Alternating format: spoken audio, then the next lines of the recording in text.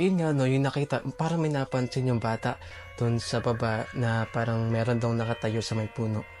And then nilapitan tapos inilawan, may nakita nga doon na isang parang babaeng nakaputi, mahaba yung buhok no na nagtatago sa gilid ng puno. Pero nung pinuntahan nga nila, ayun, at nawala nga bigla.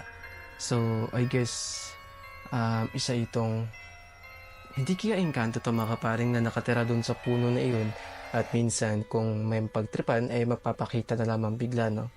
Mahaba kasi yung kanyang buhok, as in sobrang haba, tapos, nakaputi pa siya ng kasuotan. So, kung hindi ito engkanto ay puwede itong white lady.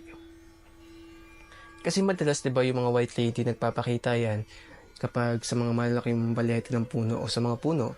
Ito ay puno naman ito, so puwede nga na ito ay isang white lady pero still nakakatakot pa rin. And eto mga kapare ang pangatlong video natin, oh, ano 'to?